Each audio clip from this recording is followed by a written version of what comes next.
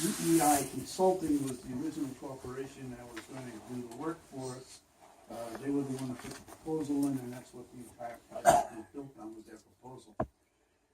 That information and proposal was presented to the village in October of 2013. And the pricing for the inventory grant was based on that proposal. Since we have now gotten the permission to do the grant work, and we have the money waiting to be drawn down, GEI Consulting has come back to us and said, well, you know, the price we gave you 3 years ago was a little bit low because of salary increases. And what they asked us is, would you be amenable to increasing the original proposal by $1,500, which would mean we would have to pay the $1,500 additional at this point in time. How's everyone feel about that? The alternative being that it never gets done? Yeah, that's the alternative, because we don't know any other companies that do this. Right, we've looked, Joe's looked to see if we can find someone I else. think we ought to just tell them it's impossible, that we have to pay, and we're not going to. So either you do it for that, or we don't do it at all. Well, so what would be the overall benefits of Uh, us doing this? I don't understand that either. If we're inventorying trees that are on village property, I mean, we're having enough trouble just delineating what exactly is village property. Well, we have a grant to do that, but this is the additional to the grant, so this would be an additional $1,500.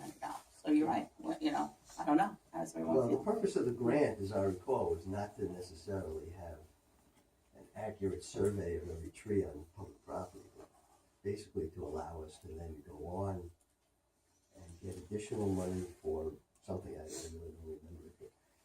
It was a step, it was a necessary step to continue on, and so we really, especially since we were awarded the grant, we should take advantage of it and move forward. You know, we might be able to negotiate with them and say, listen, $1,500, calm down. You know, let's see what we're talking about here.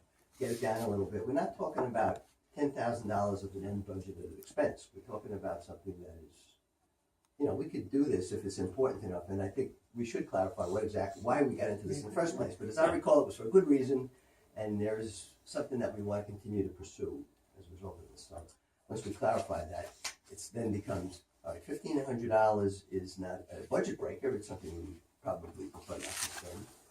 But maybe we can talk to them and see where we are with that, and then proceed, because it's worth it in the long run. Especially when Joe mentioned it was an increase in salaries. Did you mention that? Let me ask you a question, Harry, you're in business.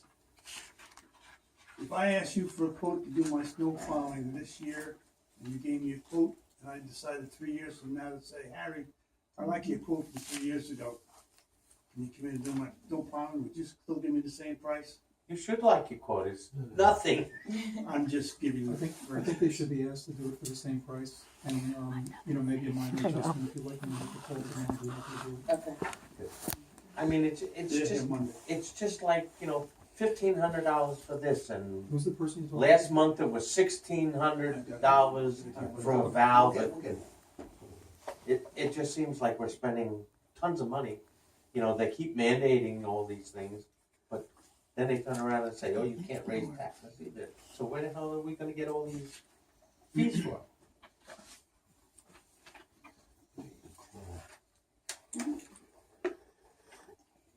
All right, I'll give Joe the information to go back. they're supposed to be at the planning board meeting on Monday night, just so you know. Okay. Okay, fees for the building department, did everyone take a look at the current fees that we have? Did anybody want to change any of them? I had something.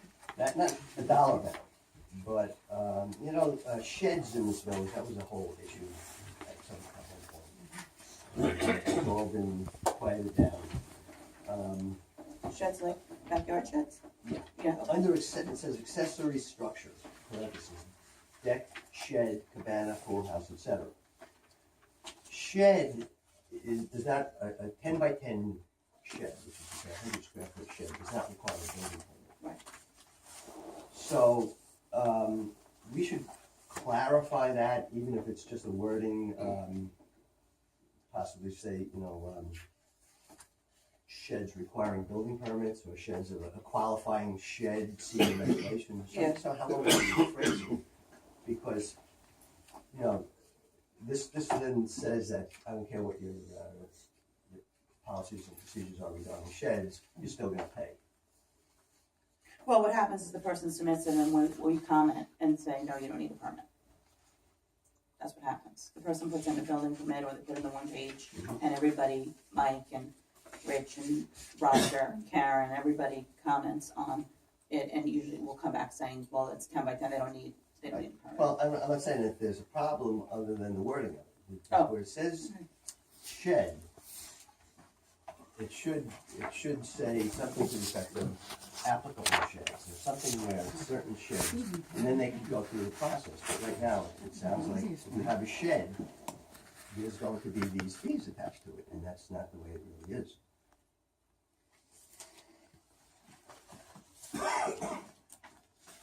All right, that's, how about any of the fees? Did anybody want to change any of the fees?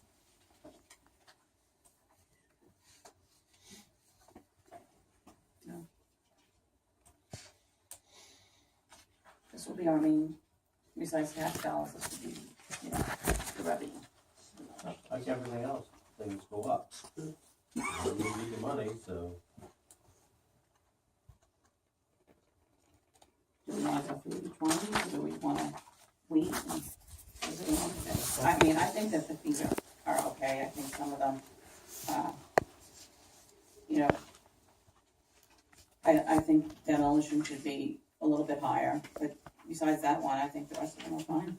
How do we compare with other villages? Where did these figures come from?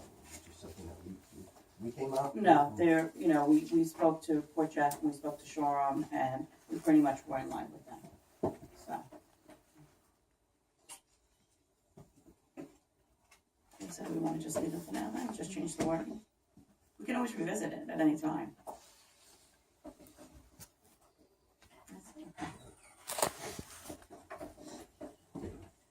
All right, everyone got the email about the, company that wanted to go into the right of way? Joe, did you want to explain that? So, as I understand it, what's happening now is, some of the cell carriers are, instead of putting up cell towers, they're putting up smaller, transmitting units on, utility poles. And what they're trying to do is get into villages, get into municipalities to, have the right to go into the right of way to do that. There's a number of issues that are created by this. The first is aesthetic issues. It's raised in locations where this has happened. It's raised concerns regarding aesthetics, and the second thing is the money. For being in the right. I mean, if you wanted to do it, what the money would be for being in the right of way. Is that negotiable? Yes. So, I think that first, before you consider this, you should probably look and see, ask for information so you can see exactly what they look like, this particular company. So, I think I've seen them on some poles. It's just a straight, like foot like that goes up. An antenna that they put on the, boat radios. I mean, There's no things coming off of it. It's just a straight pole going up, and it's about. actually, I think they're like, metal, Yeah. so that you don't even see them. I've seen them, they put them up in Holbrook. Yeah, if I'm thinking about it sounds like we're talking about the same thing. If I'm thinking It almost looks like an old antenna that you would put on your car. And I don't even think you can really sit down Yeah, and say I you're gonna see would them. have no problem with that. If we And if they're gonna sit down and pay us, and if we can get better cell phone reception in this village, I'm all for it. me too. I agree. We're not Alright, talking so about- I'll send them a letter and find out what it's gonna look like and what they think they would want to pay. Okay, so the next item is, there's I'm not gonna call it a cesspool because it's a 50-gallon drum on the beach that someone sent to us that the person's using as a cesspool. And when it's high tide, it's filling up and washing out. So I'd like to contact that person and let them know that they can apply for, through Suffolk County, through us and Suffolk County, Health Department, they can apply for a cesspool. But we can't let them this year continue to keep doing what they're doing. It's disgusting. Still disgusting. Okay. I agree. Mhm. But all those cesspools that are down there, at high tide, they're all underwater. Well, no, a lot of them are grandfathered in, and as long as they're not cracked or anything, then they're fine. But this is not a cesspool, this is a drop. Yeah. Okay, so the building department will, My neighbor and I, it goes backwards into the hill. They may change the regulations, I know that would. Well, the ones that are down here on the beach, on those Yeah, beach going houses. towards the lifer plant, yeah. But they're right there on the beach. And if the water's coming in, they gotta be bleaching into them. as long as they're not cracked, they were grandfathered in, we saw the file, we went through, we're not out there like looking to see, but this was, complaint. This 55-gallon tank it's open on top? Or Yeah. So that it just pours in and just stays there until that tide It's comes open on up? top, that's how they clean it out. All right. Yeah, when it gets high, how, exactly, I don't want. I don't know. Yeah. Talk about honey dip. Jokes off. Anyone have anything else? One quick thing, I'm just curious, some residents have been receiving wood. Wood? Yeah, wood that has been cut down by our village and then delivered to their property. Like what kind of wood? Tree wood, Oh, To be cut up okay. into firewood, but it's. to be cut up and it's delivered to them. I'm just wondering, how do we determine who receives it? Who's bringing wood? From what I understand, the village, I imagine Dave, has sent wood over to G Managers, Not on village time. not on village time, Absolutely not. and the wood is not coming from the village. It may. I don't know. I know he took a tree from Chestnut, Mm-hmm.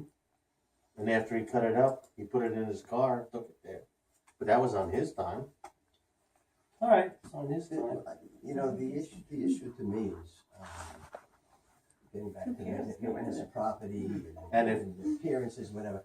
They, if they're burning wood, they get free wood and they burn it, split it, and use it to heat and, that's not a problem. I think it's a good thing. Well, I just think it should be open But- to all residents. Oh, yeah.